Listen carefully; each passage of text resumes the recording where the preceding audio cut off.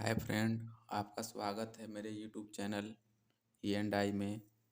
तो मैंने इससे पहले आपको D O L starter, R D O L starter का पावर सर्किट डायग्राम और कंट्रोल सर्किट डायग्राम बताया था।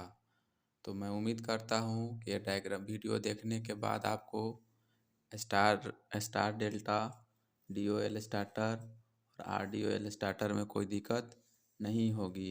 इससे पहले दोनों वीडियो में हमने होल्डिंग के साथ में भी आपको दिखाया था कि किस तरीके से आपको स्टार्ट बटन को दबाए रखने की ज़रूरत नहीं पड़ेगी और आपको मोटर स्टार्ट ही मिलेगी। तो यहाँ पर हम आज स्टार डेल्टा स्टार्टर बनाते हैं। मैंने ड्रा किया है 3 फेस RYB, जैसा कि आप देख पा रहे हैं। आर फेस के लिए मैंने रेड कलर, वाई के लिए येलो कलर और बी फेस के लिए ब्लू कलर। तो सबसे पहले मेरा सप्लाई जो है 3 फेस का MCCB में आएगा। MCCB हमने ये रिकमेंड इसलिए किया है क्योंकि MCCB का करंट बेयरिंग कैपेसिटी आपका बहुत ज़्यादा होता है। उसके बाद ओवरलोड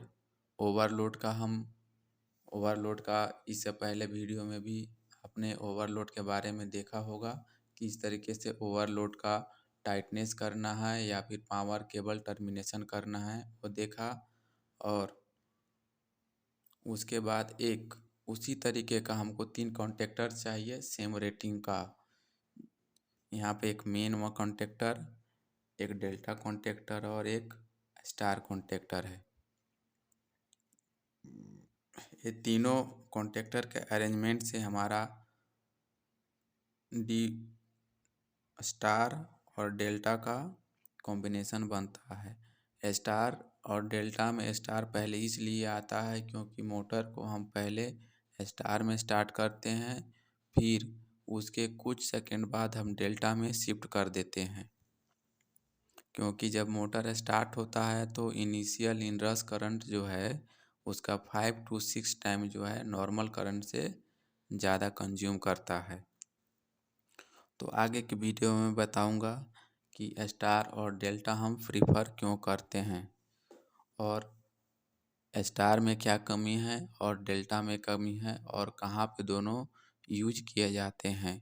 तो आज आप केवल पावर कंट्रोल डायग्राम ही देख लीजिए और रीज़न मैं आपको अगले वीडियो में बताऊंगा।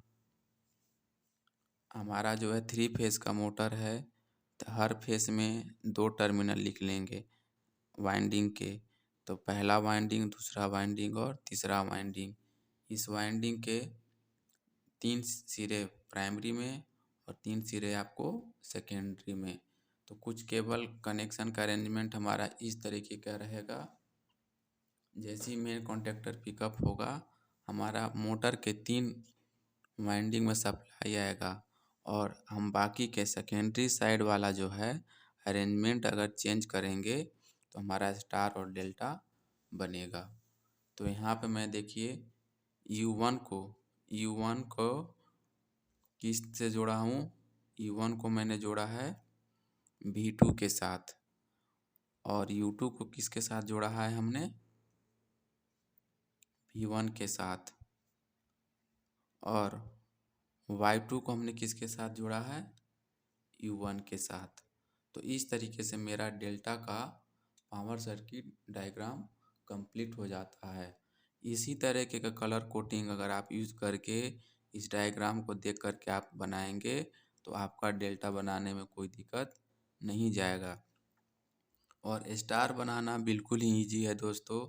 सेकेंडरी से जो 3 टर्मिनल निकलेंगे उसको हम एक शॉर्ट लिंक से हम शॉर्ट कर देंगे तो ये हमारा स्टार बन जाएगा। अब चलिए आते हैं हम इसका कंट्रोल वायरिंग कैसे करेंगे। तो हमने यहाँ स्टार्ट पुश बटन का होल्डिंग करके दिखाया है।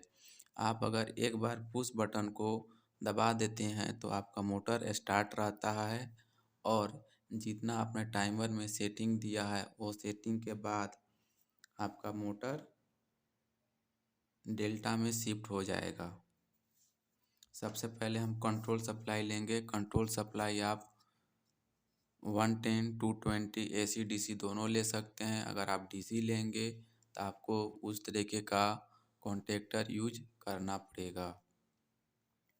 हम यहाँ पर 110 और 230 वोल्ट AC लेंगे। हम AC लेंगे तो हमारे पास ओवरलोड का NC यूज करेंगे। NC हम यूजली करते हैं दोस्तों कि जैसे ही मेरा ओवर करंट में ओवरलोड ट्रिप करेगा तो है हमारा सर्किट जो है ब्रेक हो जाएगा। NC से NO होने से मेरा आगे का जो कंट्रोल है वह रुक जाएगा। ठीक, फिर इमरजेंसी पुश बटन का भी हमने NC लिया है कि कोई अगर किसी तरीके के फील्ड में दुर्घटना होती है तो इमरजेंसी पुश बटन अप्लाई होते ही मेरा कंट्रोल सर्किट रुक जाए। स्टार्ट पुश बटन कंट्रोल को रोकने के लिए। ठीक, अब हम स्टार्ट जैसे ही पुश बटन को प्रेस करेंगे तो यहाँ ए कॉन्टेक्ट मेरा NO से NC में चेंज हो जाएगा और तुरंत जो है हमारा मेन कॉन्टेक्टर C1 हमारा ए कॉन्टेक्टर है। ए कॉन्टेक्टर हमारा पिकअप हो जाएगा। ठीक, और उसी के साथ में सेम टाइप में हमारा टाइमर भी पिकअप होगा। टाइमर का भी टाइम स्टार्ट हो जाएगा और उसी समय हम डेल्टा का NC यानी कि डेल्टा जब हमारा बंद रहेगा यानी कि पिकअप नहीं रहेगा तो उसका NC हम यूज कर लिए। पिकअप नहीं रहने पे मेरा सिग्नल आगे बढ़ा, फिर हम टाइमर का NC यूज करेंगे। NC यूज करने के बाद हम स्टार के कॉन्टेक्टर में दे दिए तो हमारा क्या हुआ, स्टार C2 जो है स्टार कॉन्टेक्टर हमारा यह पिकअप हो गया। अब पिकअप होते ही जैसे कि देखें कि C2 को पिकअप साथ में हमारा क्या हुआ था, टाइमर भी पिकअप हुआ था। तो हम टाइमर में जितना टाइम डालेंगे उतना टाइम मिलने के बाद हमारा टाइमर पिकअप हो जाएगा। तो टाइमर पिकअप होने के बाद हमारा ये जो NC पॉइंट है वो हमारा क्या हो जाएगा, NO में चेंज हो जाएगा। तो हमारा स्टार कनेक्टेड जो कॉन्टेक्टर था वह एनर्जाइज नहीं रहेगा, वो ऑफ हो जाएगा। तो ऑफ हो जैसे ही होगा तो हमने क्या किया है, यहाँ टाइमर का NO यूज किया है। तो ये कॉन्टेक्ट क्या हो जाएगा मेरा, NO से NC हो जाएगा। यानी कि सप्लाई जो है अब यहाँ इस सर्किट में बहेगी। सप्लाई क्या है अब इस सर्किट में बहेगी और इस सर्किट में हमने क्या किया है, स्टार का NC कॉन्टेक्ट किया है।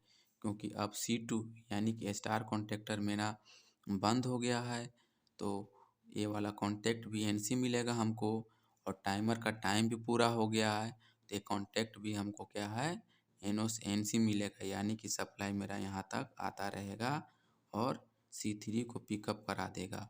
C3 पिकअप कराते ही मेरा क्या हो जाएगा, C3 यानी कि स्टार डेल्टा कॉन्टेक्टर जो है C3 मेरा डेल्टा कॉन्टेक्टर पिकअप हो गया।